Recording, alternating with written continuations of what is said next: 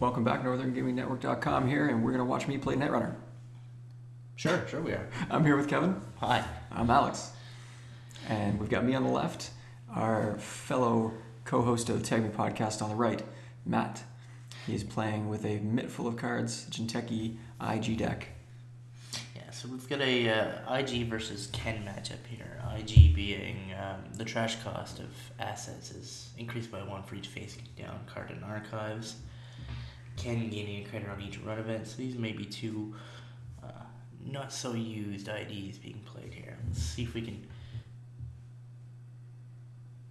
see what's happening. So it looks like a prepaid voice pad perhaps, and a bank job installed. Bank job right away. And right away running on and getting the bank job credits. Yeah. So for those who listen to our podcast, Tag Me, or watching the videos, you'll know that I play quite a bit of Ken Tenma. It's a prepaid voice pad Ken Tenma, and sometimes a doppelganger Ken as well. So I'm doing a little math errors here. Come on, Alex. Do the math correctly. Yeah. This is actually Matt's math error. I had 2 credits, and then I grabbed, and he went to 10, and he was double checking my math, which was actually correct. Okay. I thought you went to 11. I'll take your word for it. Trashing the Jackson right away. Always good play with IG. Jackson Howard allows them to overdraw, which then allows them to put extra cards into archives, which is what you do not want. Another install, we can see several snares in his hand. Fetal AI, dangerous place to run. R&D wide open. You're drawing a third click, choosing to leave R&D out wide open. That is because he doesn't have any ice. Yeah, he doesn't have any ice in there. Looks like he's got he's putting away an NAPD. All right, resing Sundew right away. Sundew, very important. You trash this immediately. I would. Yeah.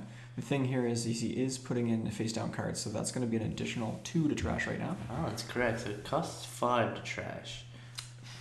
Make that 6. All right. You're allowing the Sundew to pass. Yeah, I think at this point I've got free access to R&D, so I'm going to have a look, just making sure I have a hand full of cards, so if I hit a snare, no big deal. Oh, stealing the agenda right away. Stealing an NAPD. Paying for the NAPD. Tough to do, but I think against IG you've got to steal the agendas when you see them. Yep. Here, while I have access to it, I don't want him to put that face down and having to deal with that later face down. Yeah, absolutely. So do you can see another fresh card off the top of R&D on your last click. Do you go for it? No, the trick here is if I do see a snare, I would do tagged, and I don't think I want to risk sitting with a tag. Yeah, okay. Throwing away a passport, so I must have a Zool in my hand, or just not too worried about a code gate against Jinteki. Possibly, yeah. We see Caprice Nisei in his hand. It's a staple in all Jinteki decks, but it works really good in IG. Yeah. Upgrading the archives with Caprice Nisei is just a real pain. Real pain in the butt, and it's not too often. This is one of the few decks that you definitely see upgrades into the archives, because you do want them prevent them from showing or face upping your cards. Yeah, absolutely. Ash is another good card to put on archives because it if you can make the trace fire, they do have to trash it, which costs a lot of money. Yep, because it is trashed. Ash gets trashed with however many cards as well in archives, and then it's just a nightmare for you. Got to be making a lot of money. Yeah. So there are a couple popular IG builds. Looks like there's this one, which is a high card count, just slow play RP style maybe. I've seen a couple fast advanced ones too. There's Matt getting out another Jackson Howard. Okay, so he's got his assets. Two. Currently a +4 to trash that, so that's going to be 8 to trash the Jackson. Or is it? It's plus. He's got 5 face downs, so 5. it's going to be 8. Cool. You're right. Yeah. No, 4 face downs. So 4 face downs. 7. 7 to trash the Jackson is very pricey. Very pricey. The best you can hope for. We're getting some camera bumpage. Oh, we're gonna ruin it here. Oh, jeez. Yeah, we're totally gonna ruin it. Oh, we're getting back. Oh, we're good. There's hello, Matt. Great photo of Matt's mouth and nose. We survived. A little bit of a glare from these lights, but we'll manage. The glare is horrible, but thankfully we can talk about all the cards. Right, it looks like Matt has 6, 7 agendas in his hand. Yeah, and it looks like a lot of them are damaging now. I think he's got Shi.Kyū there. So 2 two snares, a Shi.Kyū, and 2 Fetals, I think. It's interesting that he's not throwing the Shi.Kyū in the trash right now. He did keep it in his hand. Alright. So that did not work out for you because because Alex didn't run. Now you guys are discussing whether or not the subliminal message activates when it's face down, and the answer is it does activate. Subliminal messaging is one of the special cards whose text is active, even if it's upside down. Yep. So the result is if it's face down, even if the runner doesn't run, you can still pull it back in your hand and play it the next turn. Precisely. One of the many Netrunner related exceptions we have here. So it looks like Matt has 8 face down cards in archives. A trash cost of +8 means that Sundew is as good as gold. Sure gambling here with a prepaid. Sure gambling with a prepaid. So tasty. It looks. I've got a legwork, a Maker's Eye in my hand. So I'm just gonna find some breakers here. Another prepaid though. I'm okay with that. A Count Siphon there as well, I believe. I saw earlier. And there's a Garrote. Alright, so you're choosing to slow play here.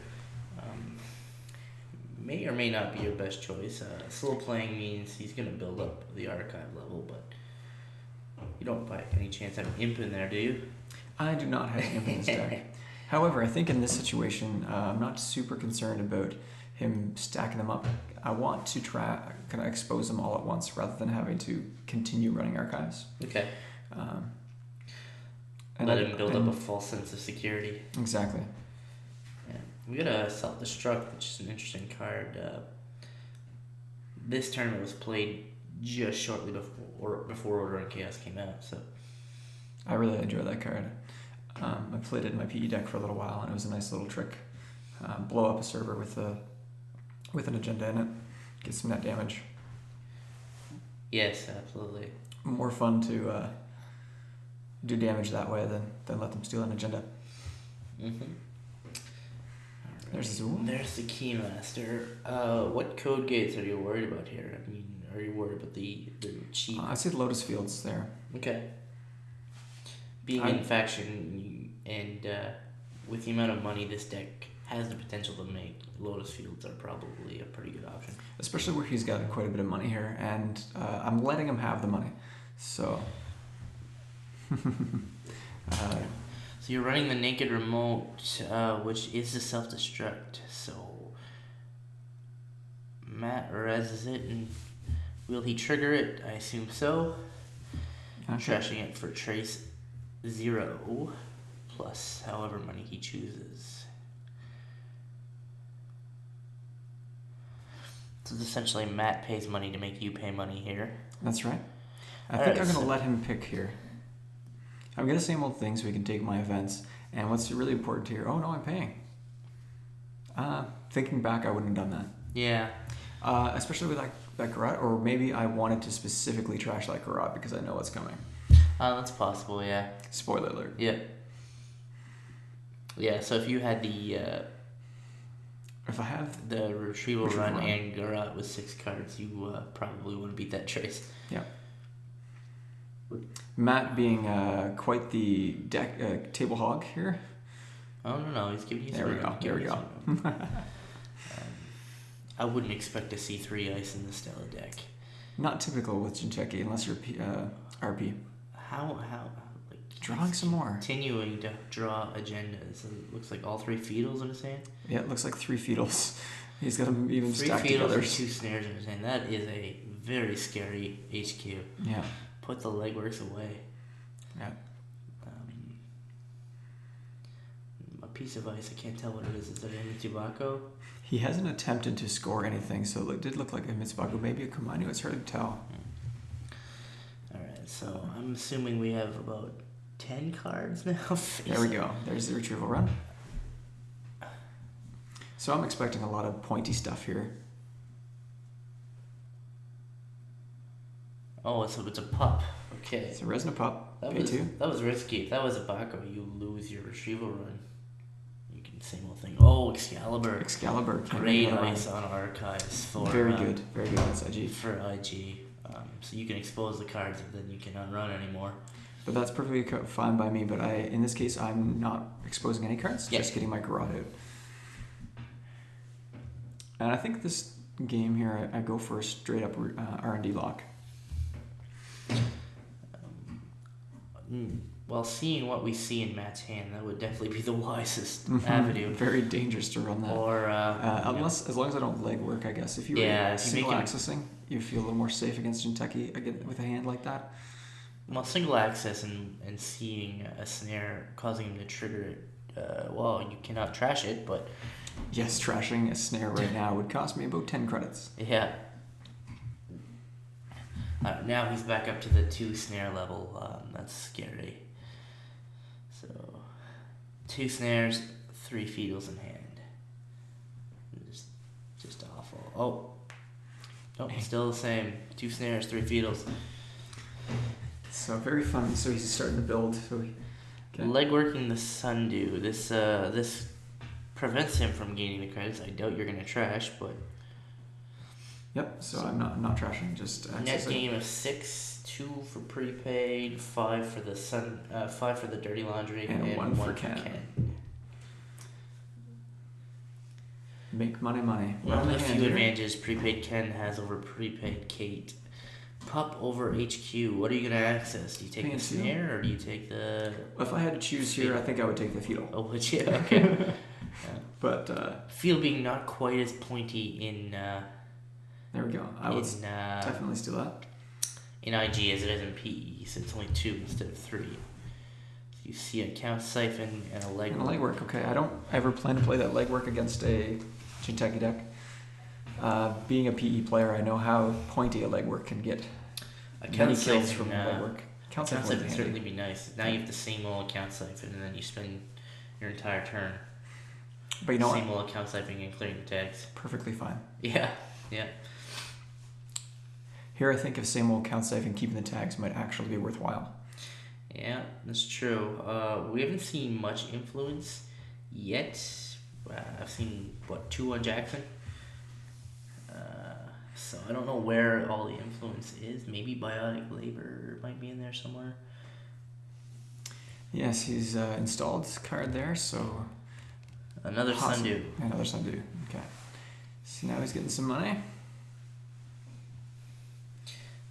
Yep. Dripping 4 credits here. This is very scary.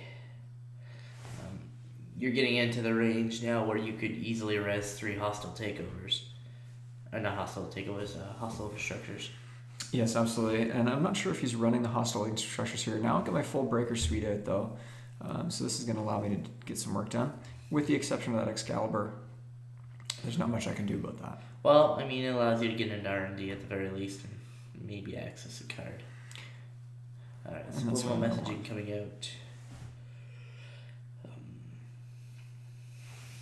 Giving Matt another free credit should he choose to use it. And also a free discard here because he's going to have an extra card in hand. So this Subliminal should continue to go face down. Yeah. At least one of them. Yeah, I mean, it's one of the advantages of subliminal messaging. If you do expose archives, they will come back to his hand and then go face down again. Subliminal messaging being a very good card in IG. Jackson drawing again. This is why a lot of IG players play above the 49 card mark, 54, sometimes even 59. Just so they can draw and trash cards upside down. So we got a very, very dangerous hand here. He's got a Jackson he doesn't want to get rid of in case I trash his, but he might feel pretty safe right now and do so anyways. Yeah, I mean, you're talking probably 13 credits to trash this Jackson. That Jackson is good as gold. It's win-win. If you do trash the Jackson, it breaks you. It certainly does. I actually couldn't afford it right now. You'd have to run on dirty laundry. And we got a express delivery. Don't think we'll need that. Another account siphon will be nice. I don't know if you choose to land it on click 2. Maybe. Or This is actually click 3. Oh, Maker's Eye. Excellent. With the money you have, 13 credits you can get into. What is that? It's a Tsurugi? Tsurugi, no problem. Cost 1 to break. Yeah. 2 to break, actually. 2 subroutines. That's a swordsman, isn't it? No, Tsurugi. That's a Yagura, the first piece of ice. Oh, sorry. Yeah, it is a 1 cost, 0 strength Kogate. First one is you may look at the top card of R&D, maybe put it on the bottom, and do 1 net damage. Okay, so you did break it for 2. So broke it for 2 with the old Keymaster there. So Matt is checking his costing here. So there's definitely some agenda points in there. I figure they're going to be tough to steal, so I haven't been even looking there. But I actually don't see any right there, but there's got to be an NAPD. Yeah, I think I saw a couple. NAPDs are probably what you end up wanting to see in some last click glory run. Yeah. I forgot. Swordsman there. There's the swordsman. So I know I remember one from this game. So this is a 2 strength sentry. So you're choosing to break the trash the AI program subroutine here, Alex. Can you explain that to me? Just in case I had an AI when I wasn't thinking about it. House of Knives. House of Knives. That's great to get out of his deck. All right. Okay. 2 cards, staying face down. So that's effective. That was a very good turn, even though I paid to break both those subroutines. Pro tip: don't break the trash the AI subroutine if you don't have an AI.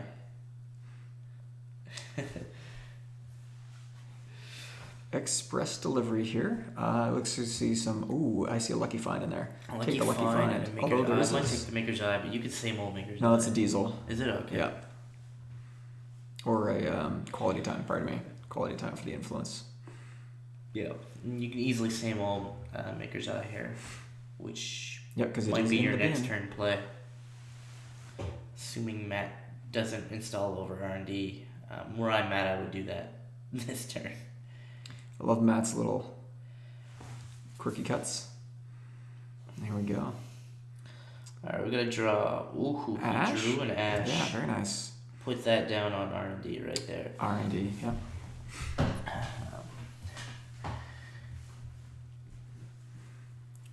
It will... having an Ash on R&D will drain Matt of his money if you continue to run it. Absolutely, and where I pulled that lucky find out too, I'm going to have more money if I go to run here. But it does stop the one-shot Maker's Eye runs. So selling over the top of HQ, which is interesting. I wouldn't expect you would want to go back there. Oh, I see an NAPD, 2 snares, and 2 Fetals. Especially where he's not trying to score anything. So I think my theory here is that he's searching for agendas and he hasn't seen a whole lot. Yeah. So although I'd be entirely wrong, because he's seen probably half his agendas in just drawing himself and not seeing the other half. Sitting on 5 points, you have plenty of time. He does have a remote with 2 ice over the top. He is also dripping 4 credits of Sundew a turn. So he can res that ice. An account siphon, a double account siphon here, and then maybe try to get into that server, but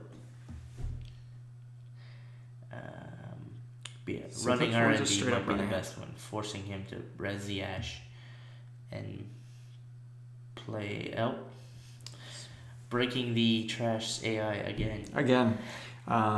He's resing the Ash though. Right, so 2 to res the Ash. So we have the exact same amount of money here, so he could keep me out.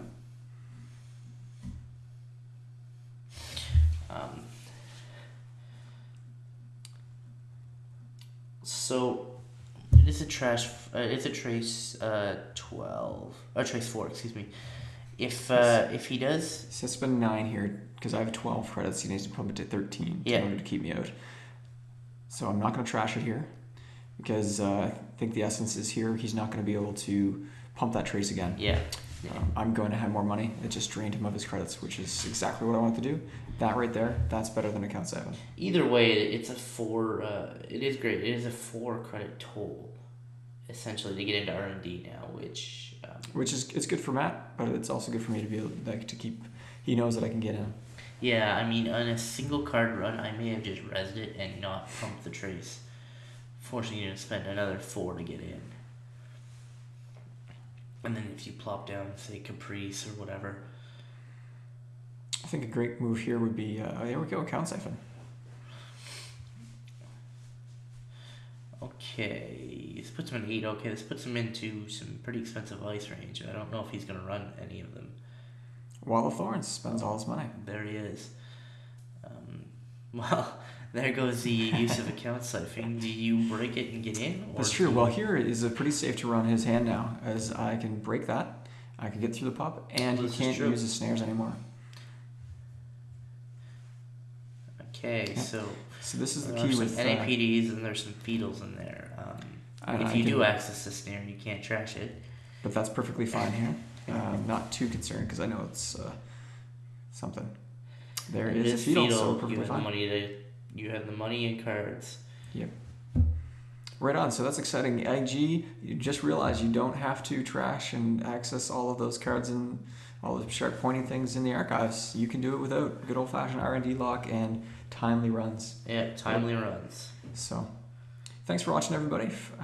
Check us out at northerngamingnetwork.com and follow us, like, subscribe, and share the video with everybody all over the internet and whatnot. For us here at northerngamingnetwork.com, I'm Alex. I'm Kevin. Stay frosty.